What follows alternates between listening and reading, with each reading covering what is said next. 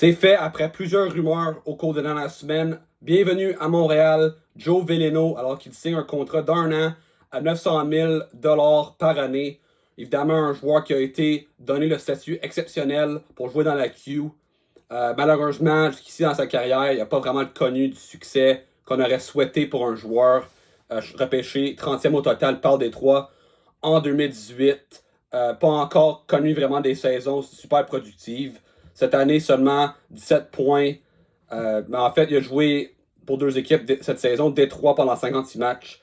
5 buts, 5 passes, 10 points. Et là, ensuite, il a été échangé à date limite des transactions aux Blackhawks, où il a obtenu 3 buts, 7 points en 18 matchs. Ensuite, les Blackhawks, cet été, ils se sont débarrassés de Veleno. Ils l'ont échangé au Kraken de Seattle contre le contrat de. Mais en fait, le joueur qui a un gros contrat, Andrei Burakovsky.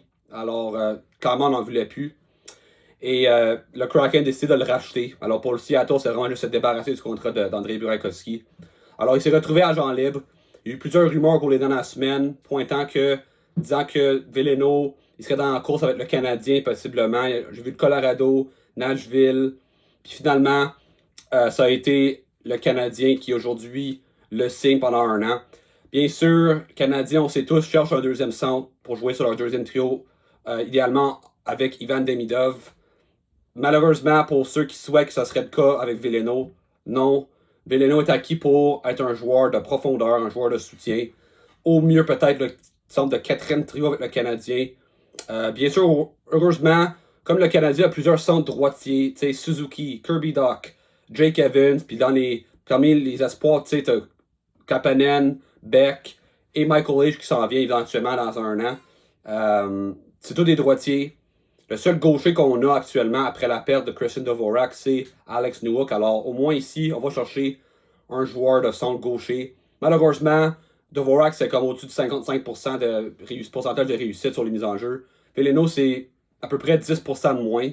Fait que, clairement, il ne sera pas celui qu'ils vont mettre pour les mises en jeu critiques, surtout en zone défensive ou en désavantage numérique en fin de match. Alors, pour moi, c'est un joueur qui. Il y a du monde qui vont se dire, mais là, on veut faire de la place aux jeunes. Pour moi, c'est pas vraiment un joueur qui veut bloquer la place aux jeunes. Pourquoi? C'est un joueur, encore une fois, de soutien. Que si ça marche pas, il va soit être le 13e attaquant, ou ils vont le renvoyer à Laval, ou ils vont le mettre au balotage, je ne sais pas, ou ils vont s'en débarrasser. Mais puis si ça marche, ben, il peut être un joueur efficace sur un 3e ou 4e trio. Peut-être faire une vingtaine de points, quelque chose comme ça. À peu près. Mes attentes sont vraiment pas élevées envers lui. Mais pour lui, c'est un Québécois.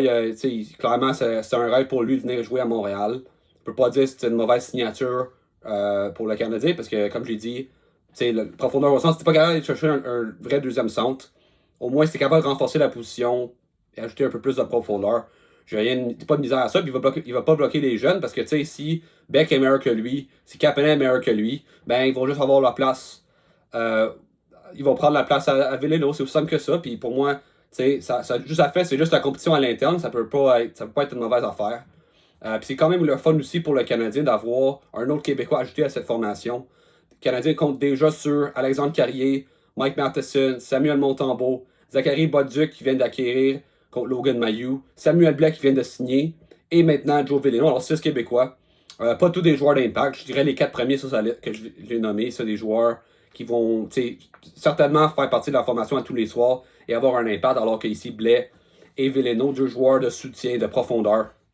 Ils vont juste être là pour combler des besoins si jamais les jeunes ne poussent pas. Puis s'ils poussent, ben, ils vont juste se tasser, aussi simple que ça. Puis ça va pas être une mauvaise affaire. Pour moi, c'est une signature assez solide, respectable. Un an, 900 000. Si Feleno, il performe, c'est une affaire qui. Tu peux se débarrasser de ce contrat-là assez facilement. Puis ça handicape pas ta masse salariale pour l'avenir. Mais si le Canadien est déjà au-dessus de la masse salariale, ils vont juste pouvoir mettre le contrat de Price sur la liste des blessés à long terme. Puis ça va libérer de l'argent. C'est pas un contrat qui va mettre des bâtons dans les roues de Kent Hughes. Puis si jamais une opportunité se présente, que ce soit cet été, pendant la saison ou l'été prochain, ou un deuxième centre disponible, mais là, le Canadien aura de la marge à manœuvre encore une fois pour aller chercher ce joueur-là. Alors, c'est pas mal tout que j'ai à dire sur cette signature. Laissez-moi savoir en commentaire.